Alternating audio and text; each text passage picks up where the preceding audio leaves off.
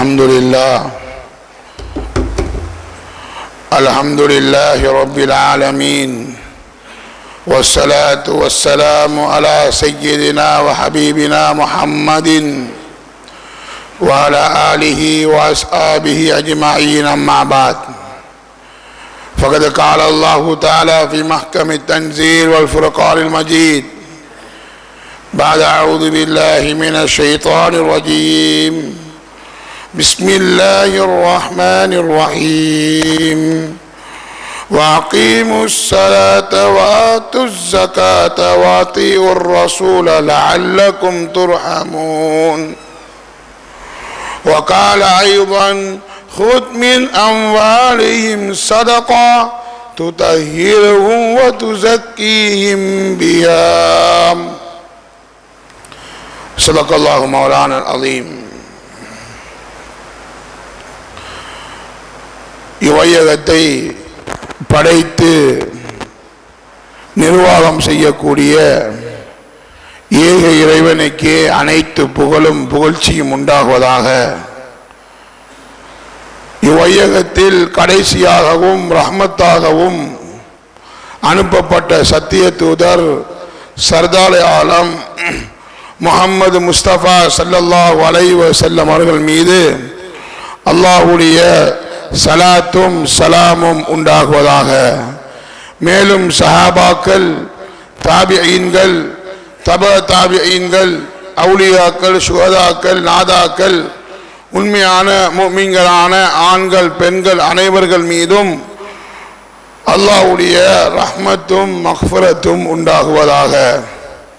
புனிதமான ஜும்மா உடைய நாளில் அல்லாஹ்வின் இறை இல்லத்தில் அமர்ந்திருக்கும் அல்லாஹ்வின் இறை விசுவாசிகளே, சகோதரர்களே, வாழ்க்கையில் எல்லா கட்டத்திலும் எல்லா சூழ்நிலைகளிலும் எங்கிருந்த போதிலும் யாருடன் இருந்த போதிலும் தக்குவாவை, இறை அச்சத்தை வாழ்க்கையின் குறிக்கோளாக ஆக்கிக் கொள்ளும்படி முதல்க அடியேனுக்கும் அப்பால் உங்களுக்கும் வன்மையுடன் வசியத் என்ற மரண சாசனம் கூறுகிறேன். அல்லாஹ்வின் இறை விசுவாசிகளே, ரமலான் மாதத்தை அடைந்து ரமலான் மாதத்தில் 2/3 பகுதியை கழித்து விட்டோம்.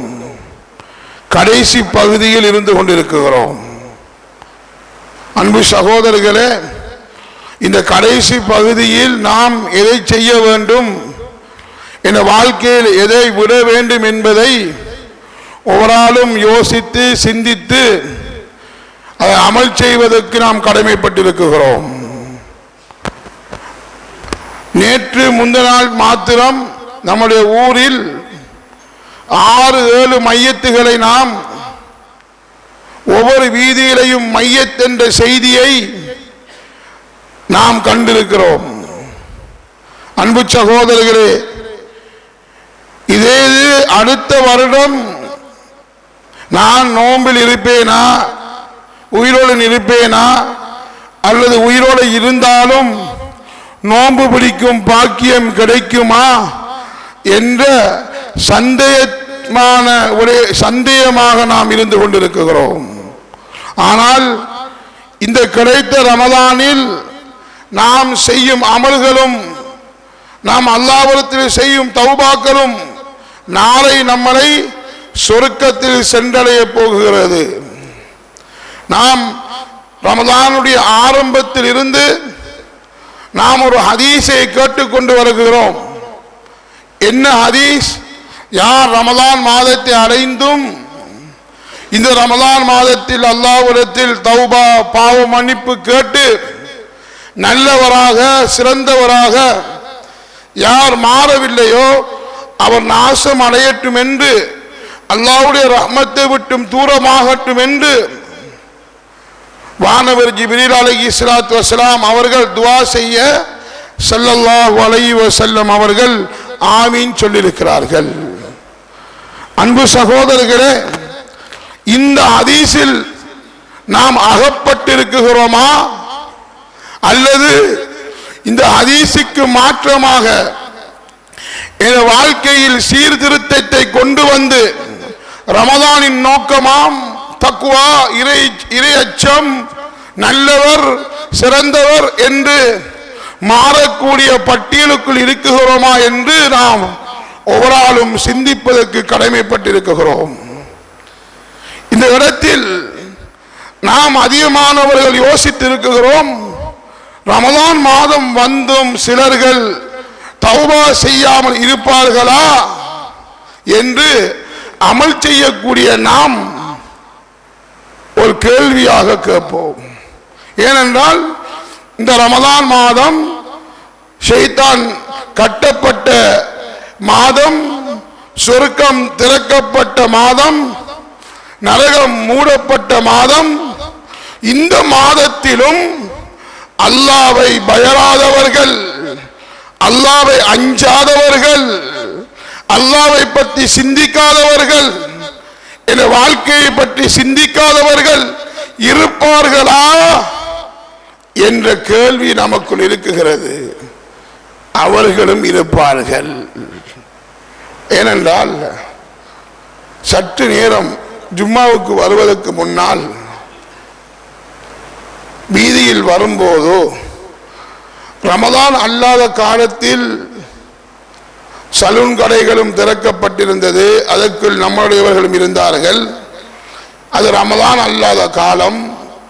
ரமலானுடைய காலத்திலாவது இது நோம்புடைய காலமே, அல்லாஹ்வை பயரக்கூடிய காலமே என்று நினைத்து நாம் பள்ளி வாயிலுக்குள் வராமல் இப்ப கூட அந்த சலூன் கடையில் இருந்து கொண்டு நம்முடைய முஸ்லிம் சமுதாயம் முடிவெட்டக்கூடிய மிகவும் ஒரு கவலையான செய்தியை சகோதரிகளே கண்டு கொண்டிருக்கிறோம். இது லேசான விடயம் அல்ல.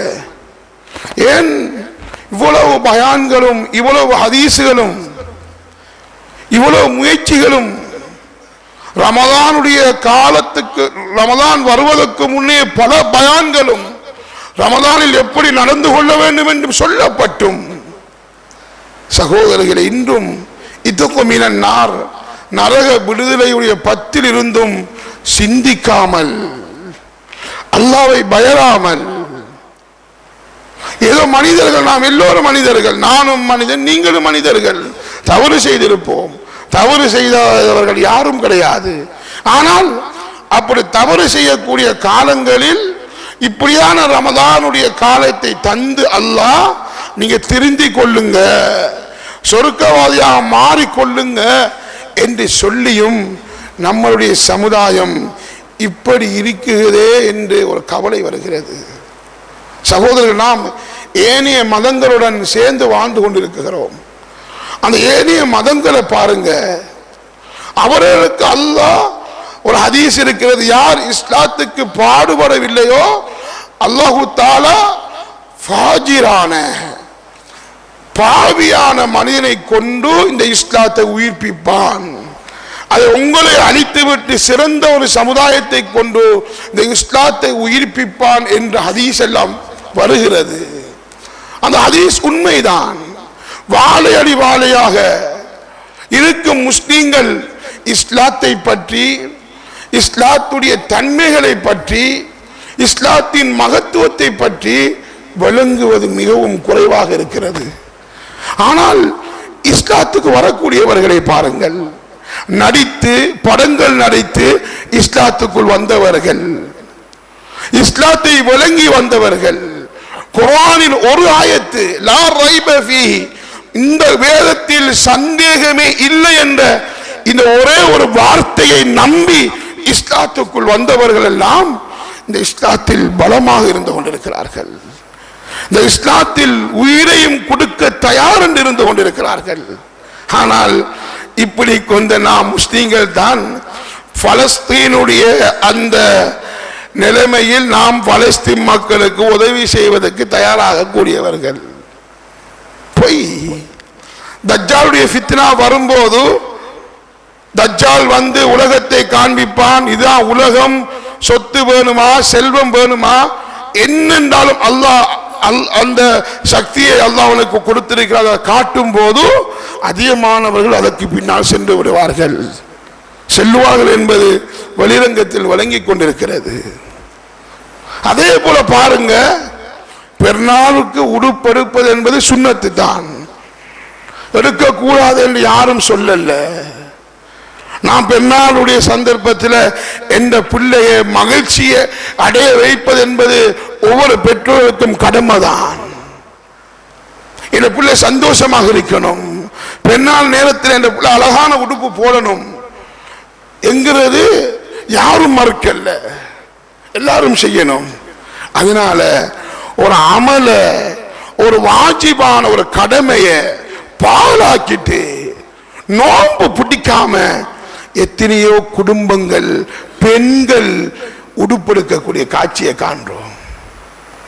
சும்மா வீதியில 11 மணி 12 மணி பகலைக்கு போய் பாருங்க, சும்மா ஒரு உடுப்பு கடையில எத்தனையோ முஸ்லிம் சமுதாயம் பெண்கள் ஹிஜாப் போட்டிருக்காங்க. மானத்தை மறைக்கணுமா? இங்க இஸ்லாத்தில மானம் போய்கொண்டிருக்கி. அதுல சில கடையில தன்னுடைய வியாபாரத்தை மக்கள் மயப்படுத்தணும் என்கிறதுக்கு சில யூடியூப்களிலையும் சேனல்களையும் அந்த ஃபேமஸான ஆக்கள் எடுத்து போடுறதுல அதுல வருகுது. பகல் நேரத்தில் கச்சாங்கோட்டை திண்டுக்கிறாங்க, கடலை திண்டுக்கிறாங்க. இஸ்லாம் என்ன சொல்லுது நோம்பாளிகளுக்கு? நீங்க நோன்பு பிடிக்க இயலாதா? நோன்பு பிடிக்க இயலாதவர்கள், வயதானவர்கள், நோய் உள்ளவர்கள், நீங்க நோன்பு பிடிச்சத மாதிரி நடந்து கொள்ளுங்க. நீங்க நோன்பு தான் என்கிறத மக்களுக்கு நோன்பு போல நடிச்சு கொள்ளுங்க, இன்சாக் பண்ணி கொள்ளுங்க என்று சொல்லக்கூடிய இஸ்லாம் வாலிப பெண்கள், வயது வந்தவர்கள், இளம் பிள்ளைகள் வாப்பா உம்மாவோட வந்து இந்த நோம்ப இஸ்லாம் என்ற மகத்துவத்தை அழிச்சு கொண்டிருக்கிறாங்க. இவங்க தானா பலஸ்தீனுக்காக துவா செய்யக்கூடியவங்க? இவங்க தானே காசா மண்ணுக்காக தியாகம் செய்யக்கூடியவங்க? சிந்திச்சு பாருங்க, நம்மள சமுதாயம் எங்கே சென்று கொண்டிருக்கி. உடுப்படுக்கிறதுக்கு நோன்பு விடுற காட்சி. நான் வந்த தலைப்பே வேற, தலைப்பு மாறி போய் கொண்டி. இதெல்லாம் ஏன் சொல்றோம்டா, முஸ்லிம்களாக செறிந்து வாழக்கூடிய இந்த நாம் அல்லாஹ் தந்த பாக்கியத்தை தவற விட்டு கொண்டிருக்கிறோம். முஸ்லிம்களுக்கு தந்த வகுத்து தந்த அந்த நோம்புடைய காலத்தில் டியூஷன் வைக்க கூடா, ஸ்கூல் வைக்க கூடா என்று மூத்தவர்களும் உலமாக்களும் வகித்து தந்தத்தை பாழாக்கி கொண்டிருக்கிறோம். ஒரு நாள் நம்ம ஊர்ல தான் நோம்ப திறந்துட்டு வாரம் ஒரு டியூஷன் கிளாஸ் நடந்துக்கிறீங்க. யோசிக்கவே நம்ம நோம்ப டியூஷன் கிளாஸுக்குள்ளே திறந்துட்டாங்களா? ஓயல்ல ஃபெயில் ஆயினா திருப்பி எடுக்கலாம், திருப்பி செய்யலாம். எந்த புள்ள மார்க்க விஷயத்தில் எந்த புள்ள ஃபெயில் ஆயிட்டா நம்மளோட வம்மிசத்துக்கு கெட்ட பேர் என்ற அந்த உண்மையை நம்ம எல்லாரும் மறந்து வாழ்ந்து கொண்டிருக்கிறோம், மறந்து வாழ்ந்து கொண்டிருக்கிறோம். சிந்திங்க, இது ரமலானுடைய காலம். பிற மதத்தவங்க அவங்க ஏதோ ஒரு சடங்குக்காக, இஸ்லாத்தில் அவங்க மார்க்கத்தில் மதத்தில் அந்த சடங்குக்காக லீவ் எடுத்து கடைகளை மூடி அந்த சடங்குக்கு ஒத்துழைப்பு செய்கிறாங்க. ஆனா அப்படியான நிலைமையில நம்ம நேரடியாக பார்த்து கொண்டிருக்கக்கூடிய நாம முஸ்லீம்கள், இஸ்லாம், ரசூலுல்லாஹ் என்றெல்லாம் பேசிட்டு நாம இஸ்லாத்தை மேலோங்க வைக்கிறதுக்கு எந்த ஒரு முயற்சியும் நம்ம செய்யல. இவங்க என்ன செய்யலாம்? தகஜத்துல அல்லது சுபகுல நம்ம தொழுகிட்டு போறோம், இந்த ஹோட்டல்கள் திறக்கப்படுது. அதுல வளமையாக போற ரொட்டியை விட கூடுதலாக ரொட்டி அடுக்கப்பட்டிருக்கு. அப்ப இதெல்லாம் யாரு திங்காங்க? ஒருவனை மலக்குமாறு வந்து இல்ல ஷைத்தான் வந்து திங்கானோ? இதெல்லாம் வெச்சு என்ன விளங்குதுண்டா, ஷைத்தான அல்லாஹ் இந்த மாதத்துல கட்டியிருந்தாலும், மாதத்துல அல்ல சங்கிலி போட்டு கட்டியிருந்தாலும், இந்த 360 நாளுல 30 நாளை தள்ளி 330 நாள்ல ஷைத்தான் நம்மளோட சேர்ந்து விளையாடின விளையாட்டுக்கு அவன் நம்மளுக்கு தந்த அந்த பயிற்சிக்கு இந்த 30 நாள் ஷைத்தான் கட்டப்பட்டிருந்தும் அதை விட்டு தவிர்த்து கொள்ள இயலாத நிலைமையில வாழ்ந்து கொண்டிருக்கிறோம். தீனை கொடுத்து கொள்ளுங்க பிள்ளைகளுக்கு. உடுப்பெடுக்கிறது என்ற ஒரு இதை வச்சு இஸ்லாம் முஸ்லிம் சமுதாயம் பெண்கள் அதான் ஸல்லல்லாஹு அலைஹி வஸல்லம் சொன்னாங்க, வெக்கம் என்கிற ஒன்று பெய்தா, வெக்கம் என்கிற ஒன்று பெய்தா போனா நினைச்சதை செய்வாங்க. பப்ளிக்காக திண்டுட்டு போறக்கூடிய காட்சியை காண்றோம். அதனால இந்த நிலைமை, இந்த சரித்திரம், இந்த விஷயம் நம்ம குடும்பத்துக்குள்ள வந்துடக்கூடாது. ஒரு நாளையும் போய் திருத்தி கொண்டே இயலாது. சிலாக்கள் யோசிக்கலாம், அப்ப உலமா சபை என்ன செய்றீங்கன்ற ஒரு கேள்வி உங்க மனசுக்குள்ள வரலாம். ஒரு ஆள்கிட்டையும் போயிட்டு இதை எப்படி செய்யுங்க இப்படி செய்யுங்கன்னு சொல்லி தெரிய இயலாது. நம்ம ஒவ்வொருவரும் திருந்தணும், நம்ம ஒவ்வொருவரும் முயற்சி செய்யணும். எந்த குடும்பத்தை திருத்தணும், எந்த குடும்பம் இதுக்கு மாற்றமாக இருக்கணும் என்கிறத விளங்கி ஒரு ஆளும் அமல் செய்வோம் என்றா எல்லாம் வல்ல அல்லாஹ் இந்த சமுதாயத்தை மாற்றக்கூடிய இஸ்லாமிய அந்த விழுமியங்களை எடுத்து நடக்கக்கூடியவர்களாக நாம் மாறலாம் என்ற ஒரு விடயத்தை உங்கள் முன் நான் வைக்கிறேன். அன்பு சகோதரர்களே, ரமலானுடைய காலத்தில் இருக்கிறோம். இந்த ரமலானுடைய காலத்தில் அல்லாஹ் ஒவ்வொரு இபாதத்துகளையும் அல்லாஹ் ஒவ்வொரு விதத்தில் அல்லாஹ் படைச்சிருக்கிறான். அந்த இபாதத் என்ற பெயர் அந்த அல்லாஹ் தஆலா ஒவ்வொரு இபாதத்துகளுக்கும் வெச்ச பெயர்லே விளங்குது. அந்த நாம் என்ன செய்யணும்ங்கிறத நம்ம தொழுகிறோம், தக்பீர் கட்டி சலாம் கொடுக்கும் வரைக்கும் தொழுகிறோம். அதுக்கு அல்லாஹ் ஸலா என்ற பெயரை வச்சான். அந்த ஸலா என்ற பெயருக்கு அர்த்தம் என்ன? அத்வா. அப்ப தொழுகை மூலம் நாம் என்னத்தை செய்யணும்? அல்லாஹ்விடத்தில் துஆ கேட்டு உதவிகளை பெறக்கூடியவர்களாக மாற்றிக்கொள்ளணும். இந்த நேரத்தில் இந்த வயசாளிகளுக்கு ஒரு விஷயம் சொல்றேன். மார்க்கம் தெரியாட்டி சும்மா பொத்திக்கிறீங்க. இப்ப நேத்து ஒரு வாப்பா வந்து சொல்ற கவலை, ஏன் இந்த வயசாளிகள் இப்படி நடக்கீங்க? முன் சஃப்ல நாங்க இருக்கணும் என்ற தன்மை ஏன் கொண்டு வரீங்க? நேத்து ஒரு வாப்பா வந்து அழுகிறான், எந்த மகன் நான் பள்ளிக்கு போறல, ஆனா எந்த மகன் சுபஹுக்கு முன் சஃப்ல வந்து நிக்கிற கொஞ்சம் வயசாளிகள் அந்த பிள்ளை எடுத்து பின்னுக்கு போ என்று விரட்டுற. அப்படி விரசினத்தால அவன் சைக்காலஜிக்கு பாதிக்கப்பட்டு இனி நான் பள்ளிக்கே போல என்ற முடிவோட இருக்கான். இப்ப ஜும்மா உபரம் அவனை போய் சந்திக்கிறதுக்கு இருக்கிறோம். இந்த வயசாளிகள் கிட்ட சொல்றேன், மடத்தனமான விஷயங்களை செய்யாதீங்க. நீங்க ஆஜியார், நீங்க ஈத்திகாஃப் இருக்கிற, நீங்க அப்படி இப்படி செய்யற, நான் முன் சஃப்ல தொழுகிற, அவ்வளவு தக்பீர்ல தொழுகிறேன்னு நினைச்சுக்கிட்டு சின்ன பிள்ளைகளை விரசாதீங்க. இதை நீ எப்படி எடுத்தாலும் நீங்க பிரச்சனை இல்லை. இதனாலதான் சில பிள்ளைகள் பள்ளி வாசலுக்குள்ள வராத காட்சியை கண்டு கொண்டிருக்கிறோம். தராவிக்கு சத்தம் கேட்குதுதான், அதை அந்த பிள்ளைகளுக்கு வழங்கப்படுத்துவோம். நம்ம விரசுறோம், அடிக்கும். அந்த புள்ள இது இஸ்லாமா என்று விட்டு வெளியாகுது. அதனால அந்த வயசாளிகள் இந்த முன் சஃப்ல யாருக்கும் உரிமல்ல, எந்த ரெஸ்ட் போட்டுக்கும் உரிமல்ல. முன்னுக்கு சின்ன புள்ள வந்தா வர சொல்றதுக்கு நீங்க முன் சஃப்ல பெரியார் வந்து இடம் பிடிச்சிட்டீங்கன்னா ஓகே, இடம் இருக்குதா?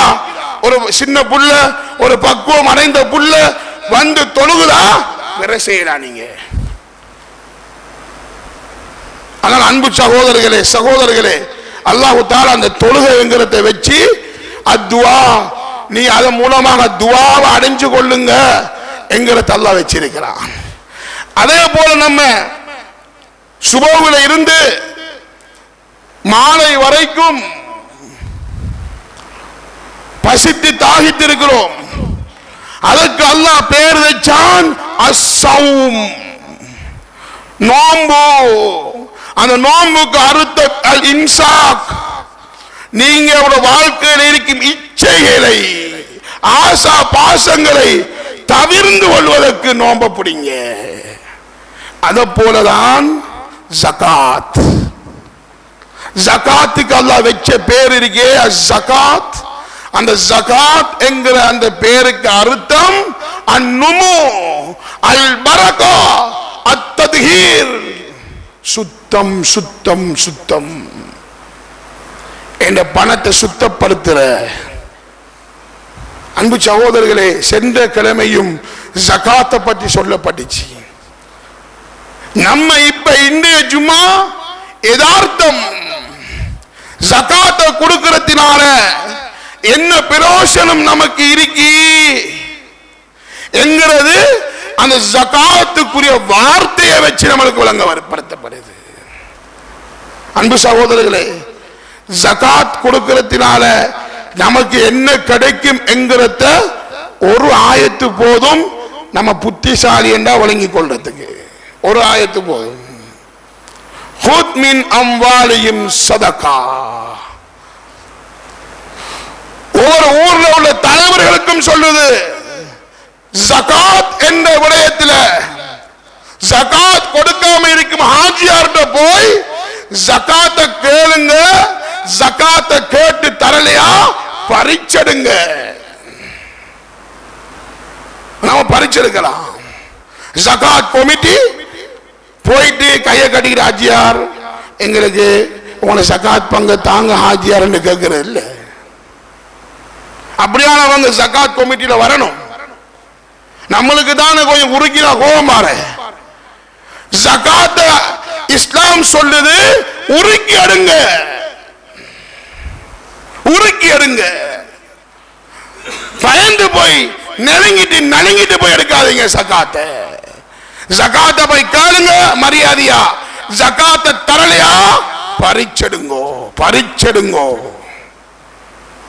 ஏன்னா ஹாஜியாமாருக்கு காசு இருக்கிற நேரத்தில் விளங்கா. ஆனா அந்த பறிச்செடுத்தது அவங்களுக்கு இப்ப விளங்கா. பாப்பா தப்பிட்டோம் பாப்பா என்று நம்ம ஜகாத் கொடுக்காம இருந்தோம் தான். ஆனா வந்த ஜகாத் கமிட்டி உள்ள ஊர்ல உள்ள பொறுப்பானவங்க அந்த ஜகாத்தை பறிச்செடுத்ததினால கபூருக்குள்ள தப்பிட்டேன். ஏன் பறிச்செடுங்கண்டா செல்வந்தர்களுக்கு செல்வந்தர்களை பயமுறுத்தாட்டத்துக்கு இல்ல. பறிச்செடுத்தாவது விரும்பிய விரும்பாமலேயோ ஜகாத்தை கொடுத்துறீங்க. ஜகாத்தை கொடுக்கலையா ஹாஜியார் கபருக்குள்ள கொண்டு வைக்கப்பட்டா ஹாஜியார வைக்கப்பட்டு இங்க அவுலியாவை கூட்டிட்டு வந்து அல்லது பெரும் ஆக்களை கூட்டிட்டு வந்து ஹாஜியார கபருக்கு முன்னால வச்சு, யா அல்லாஹ் உன்னோட ஹாஜியார் வந்திருக்கிறாரு, நல்ல முறையில் நடந்துகோ, அவரை பாவத்தை மன்னிச்சுக்கோ என்று நீங்க 40 நாள் கத்தம் அல்ல 1 வருஷ கத்தம் ஓதினாலும் ஜகாத்தை கொடுக்காட்டி அவருக்கு கபருக்குள்ள பாம்பு கொத்தப்படும். பாம்பு கொத்தும். செல்வந்தர்களுக்கு சொல்லுவாங்க, இப்ப கபருக்குள்ள வந்த நீ அதுக்குள்ள வந்துகிட்டு நிக்காய் என்று சொல்லும். பாம்பு சொல்லும், நீ ஜகாத் கொடுக்கலையே ஹாஜியார், நீ ஜகாத் கொடுக்காம உண்ட வீட கட்டினாயே, கல்முனை பசால கடை வாங்கி போட்டாயே, ஜகாத்து கொடுக்காம கணக்கு பார்க்காம நீ உண்ட வைஃபுக்கு நீ நகை நட்டு வாங்கி கொடுத்தாயே, இப்ப அனுபவிச்சுக்கோ. நீ அதோட முடிஞ்சா அல்லாஹ் ஒத்தனம் போடுவான். ஒத்தனம் நரகத்தில் அதாபின் அலீம் குர்ஆன்ல சொல்றான். அல்லாஹ் நம்பலம் தரும் வேதனை இருக்கு ஜகாத் கொடுக்காதவனுக்கு. சுருக்கமான நேரம் தான் இருக்கு. என்னோட அல்லாஹ் என்ன அதாபு என்ன வேதனை, நெற்றிலையும் முதுகிலும் விழாவிலும் நாங்கள் ஒத்தனம் போடுவோம். சில ஹாஜியார் மாதிரி கடைசி பத்துக்கு அப்ரோலா மாறுற இந்த ஜெயில கோர்ட்ல நம்ம தவறு செஞ்ச வந்து அப்ரோலா மாறுற. அதே மாதிரி கடைசி பத்தில கொஞ்சம் செல்வந்தர்கள் அப்ரோலா மாறுற. அப்ரோலா மாதிரி பள்ளிக்கு வந்து பள்ளிக்கு சகர் செய்யறதுக்கு காசி எல்லாம் கொடுத்துட்டு இப்ப துவா ஹாஜியார், யா அல்லாஹ் நான் இப்படி இப்படி எல்லாம் கொடுத்திருக்கேன், என்ன நரகத்தை விட்டு பாதுகாத்துரு, நரகத்துக்கு போட்டாதே. ஹாஜியார் நீ சகருக்கு சாப்பாடு கொடுக்கிறல்ல, நீ நரகத்திலிருந்து விடுதலை ஆகணும்டா முதலாவது சகாத்தை கொடுத்திருக்கணும். சகாத்து கொடுக்காம சில ஆஜியார் மாதிரி இருக்கிற பார்த்து அவுளியாக்கள் பா அவுளியாண்டா தகச்சத்தில் விளைமினா கொலர்வண்டா அழுகண்டா அப்படி அழுக. அந்த அழுகைய பார்த்தா நம்மள ஊர்ல எப்படி அவுளியா இருக்கான்னு யோசிக்கிற. காசி விஷயத்துல பச்சை செய்தானு ஜகாத்து கொடுக்கறல்ல. காசின்னா கடவுள், காசிதான் கடவுள். வழங்கி கொள்ளுங்க. இந்த ஜும்மா பயான நீங்க எப்படி நினைச்சாலும் பிரச்சனை இல்ல. இந்த ஜும்மா பயான பிரயோசனம் கபருக்குள்ள ஜகாத்தை கொடுத்துட்டு இப்படியாவது சொல்லி ஜகாத்தை கொடுத்துட்டு போயிருந்தா வழங்கும். நீங்க கஅபத்துல்லாஹ் சீலைய பிடிச்சிட்டு அல்லது கஅபத்துல்லாஹ் உள்ளுக்கு போயிட்டு அல்லது கஅபத்துல்லாஹ் தங்க பீலிக்கு முன்னால அல்லது தங்க கதவுக்கு முன்னால இருந்துகிட்டு யா அல்லாஹ் ஒரு ஹாஜியார் துஆ செய்றாரு, யா அல்லாஹ் என்ன நரக விடுதலைப்படுத்திரு, என்ன நரகத்தை போட்டால் என்று துஆ செஞ்சாலும் ஜகாத் கொடுக்காட்டி நரகத்தில் உங்களுக்கு உத்தரம் போடப்பட்டே ஆகும். நீ தங்க பீடிய பிடிச்சிட்டு துஆ காட்டும் ஜகாத் கொடுக்காம இருக்கீங்களா, நீங்க கொலர்னாலும் அழுதாலும் உங்களுக்கு கபருக்குள்ள பாம்பு கொடுக்கப்பட்டியாலும் அதே போல நரகத்துக்குள்ள உங்களுக்கு உங்களுடைய சொத்தும் செல்வமும் உருக்கப்பட்டு அந்த நரக நெருப்பில் உருக்கப்பட்டு உத்தரம் போடப்படும். அன்பார்ந்தவர்களே, இந்த ஆயத்து போதும். ஆனா பரிச்செடுத்தும் அல்லது கொடுத்தும் ஜகாத்தை கொடுத்துட்டீங்களா, அல்லாஹ் தஆலா உங்களுக்கு ரெண்டு பாக்கியத்தை தருவான். அதையும் குர்ஆன் அழகா தெளிவாக வழங்கப்படுத்துது. துதஹீருஹும், நான் பிராக்டிகலா தான் பேசுறேன், ஏன்னா ஜகாத்தை பத்தி பிராக்டிகலா செஞ்சதான் கொஞ்சம் விளங்கும். துதஹீருஹும், ஜகாத்து கொடுத்தவங்க கொலர நீட்டுக்கிட்டு சொல்லலாம், என்ற பணம் சுத்தமான பணம், கிளீன் ஸ்ரீலங்காமாயி என்ற பணம் கிளீன் கேஷ், கிளீன் ஷாப். ஜகாத் என்கிறது சுத்தப்படுத்தக்கூடியது. ஜகாத் கொடுக்கிற ஹாஜியார் பெருமைனாலும் பிரச்சனை இல்ல, பெருமைக்குனாலும் பிரச்சனை இல்ல. சதகா கொடுக்கக்குள்ளதான் நீங்க பெருமையை தவிர்த்து கொள்ளணும். ஜகாத் கொடுக்கிற நிலையில பெருமைக்கும் நான் ஜகாத் கொடுத்தவன் என்று சொல்றது தப்பில்லை. அது ஒரு ஆள் ஈமான பொறுத்தவரை பொறுத்திருக்கி. மற்றவர்களுக்கு நான் ஜகாத் கொடுத்தவன் சொல்றதுனால இன்னும் 10 பேர் ஜகாத் கொடுப்பானண்டா, நான் ஜகாத் கொடுத்த ஹாஜியார், நான் என்ற பிள்ளைகளுக்கு கொடுக்கிற காசெல்லாம் சுத்தமான பணத்திலிருந்து கொடுக்கணும். உன்ன மாதிரி கேவலம் கட்டு கழிவான பணத்தில் நான் கொடுக்கல. ஜகாத்தை கொஞ்சம் பேர் நினைக்கிற இன்கம் டேக்ஸ் மாதிரி, ஜகாத்தை சிலாக்கள் நினைக்கிற ஏழை வரிய மாதிரி. ஜகாத் என்கிறது இன்கம் டேக்ஸோ ஏழை வரி அல்ல. ஜகாத் என்கிறது ஒரு வணக்கம், ஜகாத் என்கிறது ஒரு இபாதத். அப்ப ஜகாத் கொடுக்கிறதுக்கு அல்லாஹ் கொடுக்கிற பாக்கியம், சுத்தமான பணத்தில் இருந்து நீங்க உங்களோட பிள்ளைகளுக்கு உணவு கொடுக்க போறீங்க. அந்த உணவுல இருந்துதான் உங்களோட பிள்ளை நல்லவராகிறியா கெட்டவராகிறியாங்கிறது விளங்கும். அதனால அன்று ஒரு ஆள் சொன்னாரு, அதிகமான பணக்காரன் பிள்ளைக்கு அல்லாஹ் இல்முடைய பாக்கியத்தை கொடுக்கலையா. அதிகமான செல்வந்தர்கள் பிள்ளைகளுக்கு இல்முடைய பாக்கியத்தை கொடுக்கலையா. செல்வந்தர்கள் பிள்ளைகள் யார்கிட்டையும் காசை எதிர்பார்க்காத பிள்ளைகள், சேவை செய்யக்கூடிய அந்த பிள்ளைகள் உருவாகிட்டுண்டா ஊர் அப்படி மாறும். அதனால மற்ற உலமாக்கள் நான் குறை சொல்லல, அவங்களாம் தீன் பாதுகாக்கப்படுது. ஏன் அவர் சொல்றாரு, அதிகமான வசதி படைத்தவனுடைய பிள்ளைகள் மௌலையாக ஹாஃபிலாக நல்லவனாக மாறாம இருக்கிறதுக்கு காரணத்தை அசரத் நான் சும்மா யோக்கினா, இவர் ஜகாத் கொடுக்காத ஒவ்வொரு செல்வந்தையும் பாருங்க. அல்லாஹ்வுக்கு டிமிக் வச்சவங்க, அல்லாஹ்வுக்கு டிமிக் வச்சவங்களை பார்த்தா அவங்க ஜகாத்தை கொடுக்காம என்ன செய்யற, கொஞ்சம் பேர் ரமதானுக்கு ஒழிக்கிற பதுங்குற, கதவை மூடியாச்சு. இனி ரமதான் முடிஞ்சது பிறகு அவரும் என்ன செய்யற, நானும் ஜகாத் கொடுத்தா தான். அப்ப அவர் சொல்றாரு, அந்த செல்வந்தர்கள் ஜகாத் கொடுக்காம அந்த பிள்ளைகளுக்கு கொடுக்கிற உணவால தான் பணக்காரன பிள்ளைகள் இல்ம சுமக்கிறது குறைவுங்கிறத விளங்கப்படுத்துறாரு. அதுக்கப்புறம் எனக்கும் படிச்சு உண்மைதான். ஏன் பணம் கிளீன் இல்லையே, பணம் சுத்தம் இல்லையே, பணம் ஜகாத்துக்கு டிமிக் அடிச்சு, ஜகாத்துக்கு ஜகாத் கொடுக்காம டிமிக் அடிச்சு சாப்பாடு கொடுத்து. இரண்டாவது பாக்கியத்தை அல்லாஹ் சொல்றான், ஜகாத் கொடுத்தவங்க இந்த உம்மத்துக்கு ஒரு விடயத்தை ஒப்புவிக்கிறாங்க. ஜகாத் கொடுத்தவங்க இந்த உம்மத்துக்கு ஒரு விஷயத்தை சொல்றாங்க. என்ன தெரியுமா, நான் ஃபிரௌனை போன்று, ஆமானை போன்று, காரூனை போன்று உலகத்தில் யார் யாரெல்லாம் காசிதான் கடவுள் என்று வாழ்ந்தாங்களோ அவங்கள போன்றவங்க அல்ல. நான் ஜகாத் கொடுத்து உள்ளம் பரிசுத்தமானவன். அல்லாஹ் எனக்கு செல்வத்தை தந்தான், அந்த செல்வத்தில் நான் ஜகாத்தை கொடுத்திருக்கிறேன். நான் சுத்தமானவன், பரிசுத்தமானவன். நான் காசுதான் கடவுள் என்று வாழக்கூடியவன் இல்லை என்கிற ஒரு உண்மையை ஜகாத் கொடுத்தவங்க இந்த உம்மத்துக்கு சொல்றாங்க. கொஞ்ச நேரத்தில் முன்ன 2 நிமிஷம் தானே. ஜகாத்து கொடுக்காத செல்வந்தர்களே, குர்ஆனும் ஹதீஸும் விளங்கலண்டா புத்தியாக ஒரு விஷயத்தை சொல்றேன்.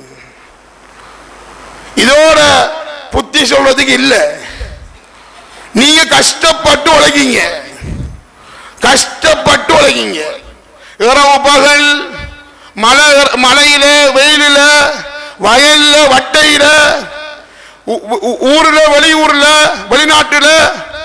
சிலாக்கள் வெளிநாட்டுக்கு புள்ள பிறக்கக்குள்ள போன புள்ள குமராய் தான் சிலாக்கள் வீட்டுக்கு வந்த. அப்படி உழவ எல்லாம் கஷ்டப்பட்டு உழைச்சிட்டு நீங்க அந்த உழைச்ச பணத்திலிருந்து செல்வந்தர்களுக்கு ஒரு விஷயத்தை சொல்றேன். ஜகாத்துடைய சட்டத்தை உங்களுக்கு வேணுமெண்டா தொடர்பு கொள்ளுங்க ஜம்மியத்துல் உலமாக்கு. உங்களுக்கு தனித்தனியாக வந்தாலும் சரிதான், கூட்டாக வந்தாலும் சரிதான், உங்களுக்கு வழங்கப்படுத்துறோம் இன்ஷா அல்லாஹ். ஒரு பயான்ல சட்டத்தை தெளிவுபடுத்த முடியா. பயான்ல சட்டத்தை சொல்லிட்டா சட்டம் எப்படி விளங்குற விளங்காம மாறி விளங்கிடுவீங்க. அதனால ஜகாத் கொடுக்காதவங்க என்ன செய்யற, கஷ்டப்பட்டு உழைச்சிட்டு இப்ப வீடு கட்டியாச்சு, கார் வாங்கியாச்சு, பஜார்ல வீடு வாங்கியாச்சு, எல்லாம் பெரும் பணக்காரர். இப்ப இவருக்கு மவுத்து வரத்தானே வேணும்.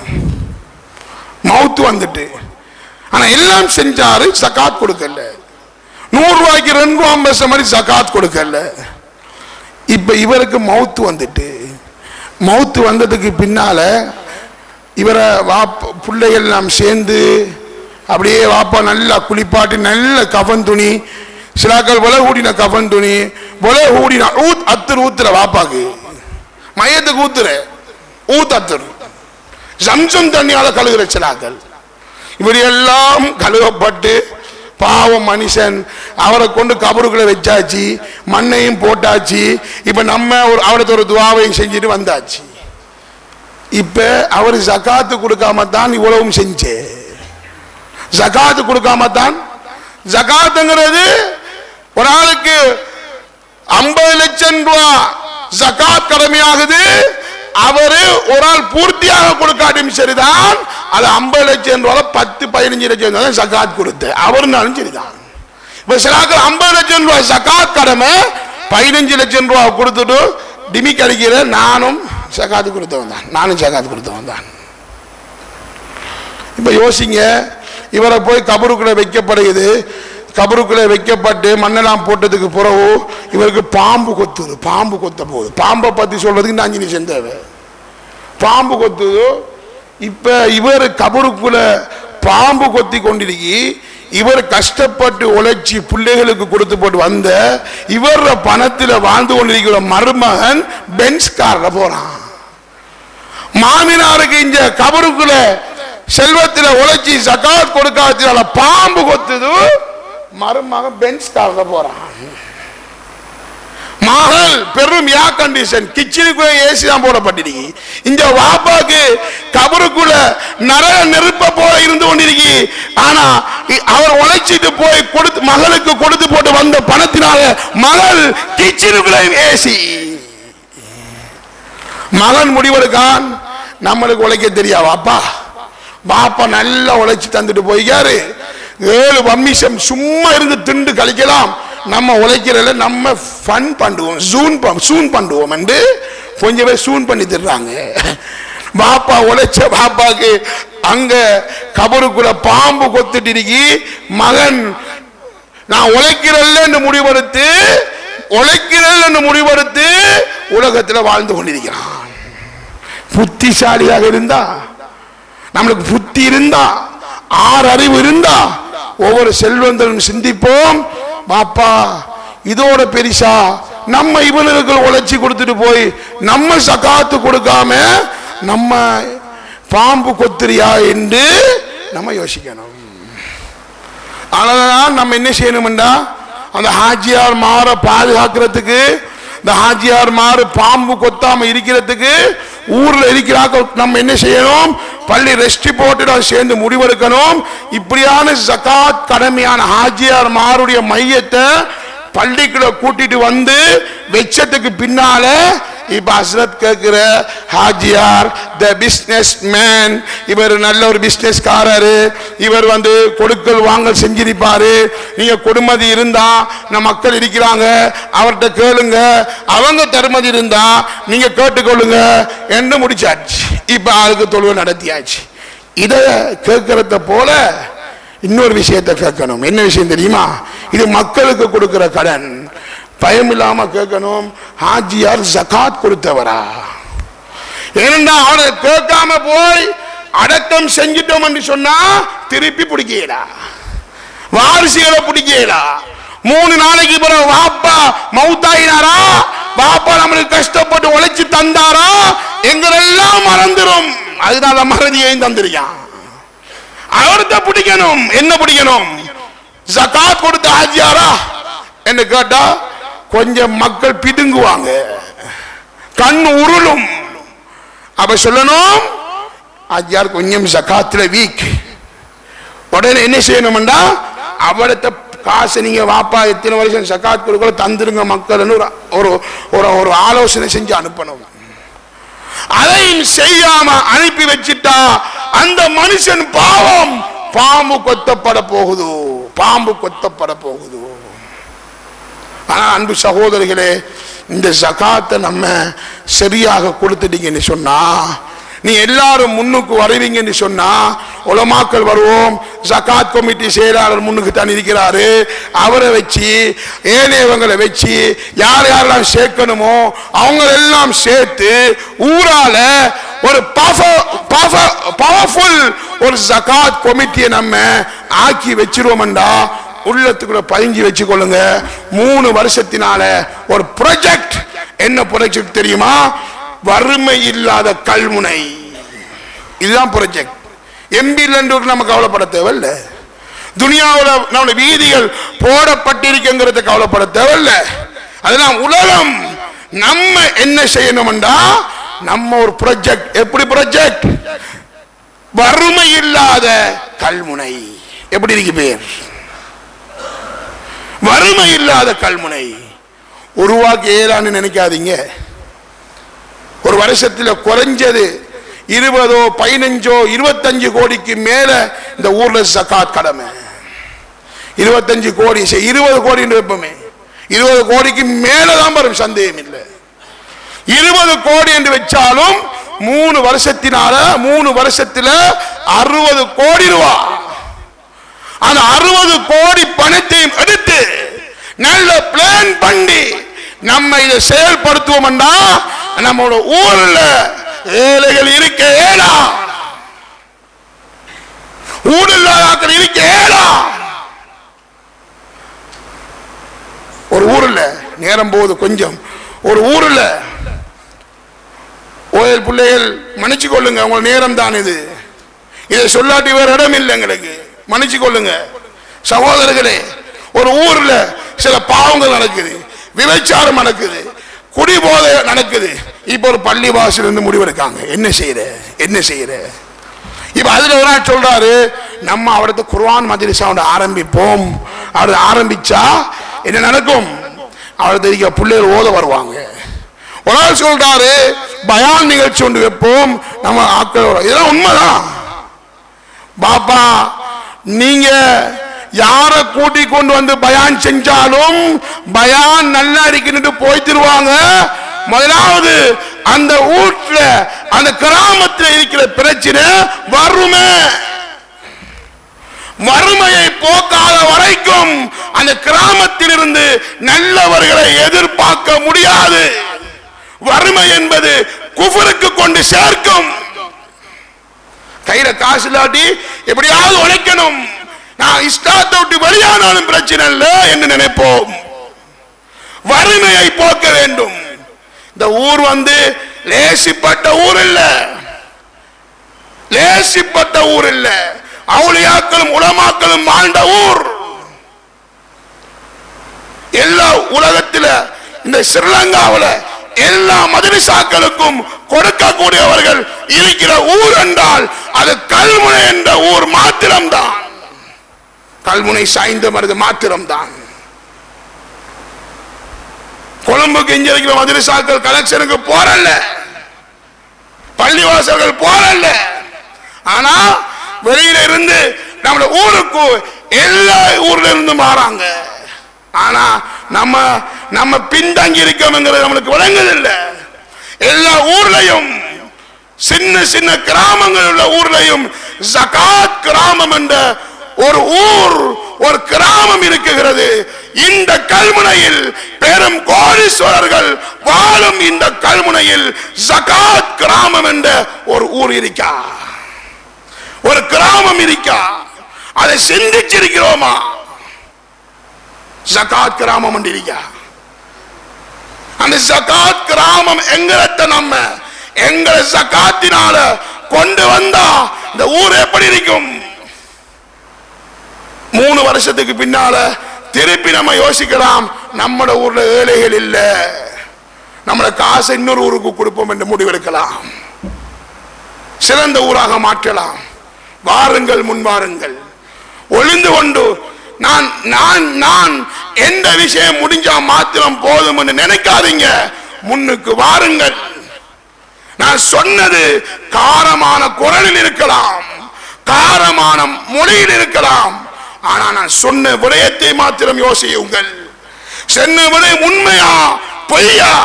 இப்படி உருவாக்கப்பட்டால் இந்த ஊரும் இந்த கல்முனையும் எப்படி இருக்கும்?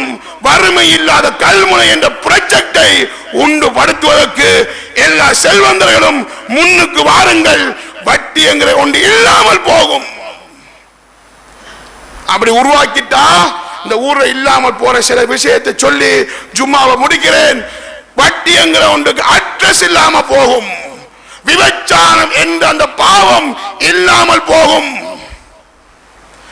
போதை வஸ்துக்கு அடிமையானவர்கள் இல்லாமல் போகப்படுவார்கள். இந்த விடயத்தை எல்லாம் உருவாக்கினார். ஆகையால் இந்த ரமலான் ஷைத்தான் ஜெயில இருக்கிற நேரத்திலேயே நம்ம யோசிச்சிடணும்.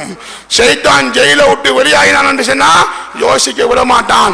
ஆகையால் யோசித்து சிந்திச்சு இந்த விடயங்களை உருவாக்குவதற்கு எல்லாம் அல்லாஹ் உங்களுக்கும் எங்களுக்கும் தௌஃபீக் செய்வானாக. வாஹிரு தஅவானா அல்ஹம்துலில்லாஹி ரப்பில் ஆலமீன். அல்ஹம்துலில்லாஹி ரப்பில் ஆலமீன். வஸ்ஸலாத்து வஸ்ஸலாமு அலா அஷ்ரஃபில் அன்பியா வல் முர்சலீன்.